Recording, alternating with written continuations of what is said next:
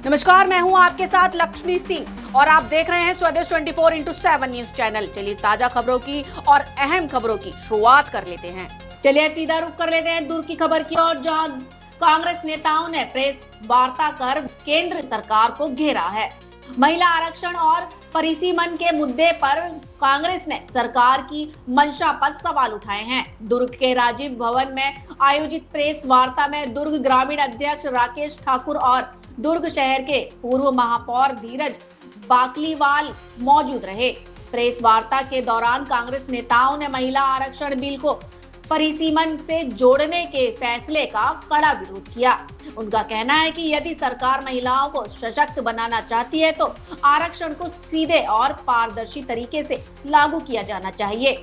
नेताओं ने आरोप लगाया है कि महिला आरक्षण को परिसीमन से जोड़ना एक राजनीतिक रणनीति हो सकती है, जिससे चुनावी समीकरण प्रभावित होंगे। उन्होंने कहा कि इस फैसले से संदेह की स्थिति पैदा हो रही है और कुछ राज्यों व दलों को इसका लाभ पहुंचाने की कोशिश ही की जा रही है।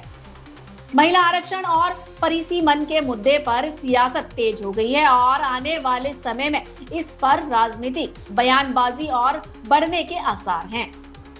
दुर्ग से संवाददाता महेश तिवारी की खास रिपोर्ट। जनता पार्टी जो है महिला आरक्षण बिल के नाम से जो है भ्रम फैला रही है, जबकि 2023 में लोकसभा में आपका बहुमत से, राज्यसभा में सर्वसम्मति से ये बिल पास हो चुका है।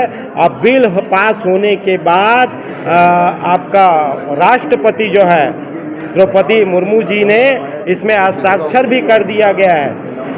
उसके बाद अभी नोटिफिकेशन 16 तारीख को लाते हैं कि ये महिला आरक्षण बिल है, जबकि आपको क्लियर ये चीज बता देना चाहता हूँ कि ये भारतीय जनता पार्टी का महिला आरक्षण बिल नहीं था, ये परिसीमन बिल था।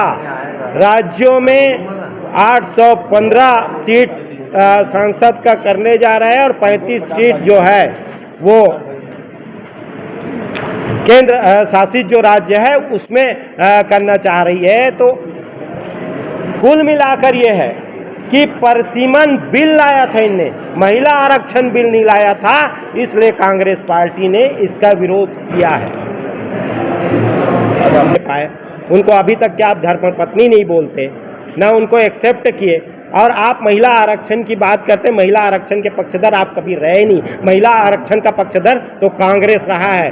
1989 में ये बिल लाया गया, जो पंचायतों में और आपका नगरीय निकाय में 33% महिला आरक्षण लाया गया, जो 1993 में कानून बन गया, कानून पास हो गया। और आज आप देख रहे हैं कि 15 लाख देश में जो महिला जो है वो नेतृत्व कर रही है, 15 लाख महिलाएं जो है वो जनप्रतिनिधि है। ये कांग्रेस की देन है। भारतीय जनता पार्टी कभी नहीं चाहती कि महिला नेतृत्व करे। ममता बनर्जी के लिए आपने कहा कि एक महिला होकर वो अकेले शासन चला रही, उसमें भी मोदी जी जाकर कहीं ना कहीं भरोसा काम करने की कोशिश कर रहे हैं। क्या है? ममता बनर्जी जो अकेले महिला होकर भी अपना काम कर रही है, तो क्या उनका शासन ठीक? देखिए, अभी चलते चुनाव में इनने बिल लाया, चलते चुनाव में इन्हें संसद का सेशन बुलाया, क्या उसके बाद नहीं बुलाया जा सकता था? आप महिला आरक्षण की बात कर रहे हैं, महिला के पक्षधर हैं बोलते हैं।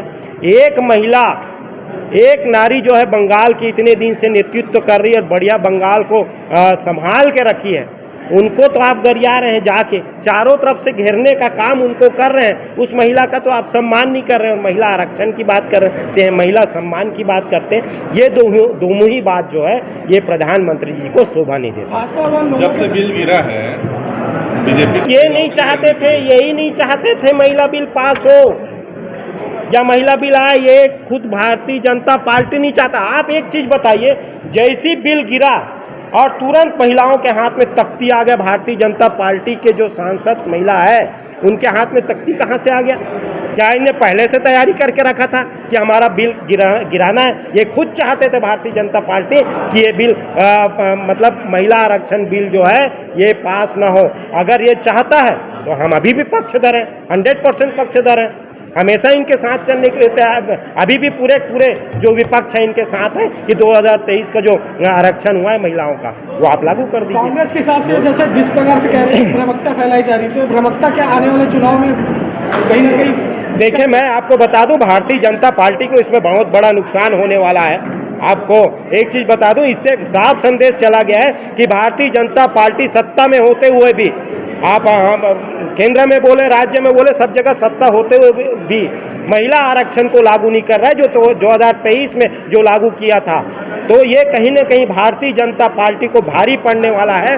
2023 के 15 अगस्त में लाल किला में नरेंद्र मोदी जी ने चिल्ला कर इस चीज को बोले थे कि हमारा महिला बिल जो है 2023 में लागू हो चुका है और ये सर्वसम्मति से राज्यसभा और बहुमत के साथ लोकसभा में लागू हो चुका है, पारित हो चुका है और इसको राष्ट्रपति ने भी सिग्नेचर कर दिया है।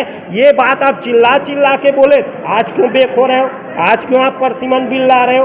अरे परसिमन जब बिल लाना, परसिमन जब होगा जब आप जनगणना कर लोगे। जनगणना 2021 में होना था, अभी तक आपने जनगणना नहीं किए। उसके बाद अभी ये बोलते हैं कि महिला आरक्षण बिल नहीं, ये परसिमन बिल लाया गया। तो विपक्षी पार्टियों को बिल को पेश ही नहीं होने देना चाहिए था संसद में भैया। प्रश्न शिकायत करेगी, क्यों नहीं करेगी? और रही बात भारतीय जनता पार्टी का काम झूठ भ्रम फैलाना, ये काम ही है उनका। और इसको लेकर चुनाव आयोग में भी अभी 2 राज्यों में चुनाव चल रहा है, उसका 100% शिकायत करेंगे। आप लोगों ने एक बार फिर कॉन्फ्रेंस लिया है, जिस तरह से बिल को लेकर आप लोगों ने बहिष्कार किया है कांग्रेस के द्वारा, उसमें क्या कहना चाहिए? मैं इस बात को कहना चाहता हूं कि कांग्रेस पार्टी सदा से महिला आरक्षण विधेयक के समर्थन में थी, है और रहेगी। नारी शक्ति वंदन अधिनियम 2023 128वां संविधान संशोधन 2023 के संसद के दोनों सदनों में पास हो चुका था, लोकसभा में बहुमत से और राज्यसभा में सर्वसम्मति से। फिर ये अधिनियम अभी क्यों लाया गया? 3 अधिनियम को एक साथ ला के महिला आरक्षण के नाम पे लोगों को भ्रम फैला के इसको पास कराने का प्रयास किया जा रहा था।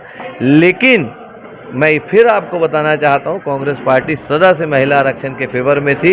पंचायती राज्यों में, नगर पालिकाओं में, नगर निगमों में महिला आरक्षण लाने का कार्य ही कांग्रेस पार्टी ने किया है। सबसे पहले श्रद्धेय मोतीलाल नेहरू जी ने महिला आरक्षण के पक्ष में विधेयक लाया था जब कांग्रेस का पहला अधिवेशन हो रहा था, और आज तक चाहे राजीव गांधी जी हो, चाहे नरसिम्हा राव जी हो, चाहे मनमोहन सिंह जी हो, और राहुल गांधी जी लगातार महिला आरक्षण के फेवर में बातें कहते हैं और करते हैं। आज भाजपा के द्वारा रायपुर में एक बड़ा प्रदर्शन किया जा रहा है कांग्रेस के खिलाफ। मैं तो आपको ही बता रहा हूँ, भाजपा को पहले से मालूम था, वो जानबूझ के इस विधेयक को लाए, भ्रम फैला के लाए। उनको मालूम था ये गिरने वाला है और उनकी तैयारी, उसको सेकंड तैयारी उन्होंने पहले से करके रखी थी। लेकिन पब्लिक जागरूक है, पब्लिक समझदार है, वो सब समझ रही है, सब टीवी चैनल देख रहे हैं, सोशल मीडिया के माध्यम से सत्य जान रहे हैं।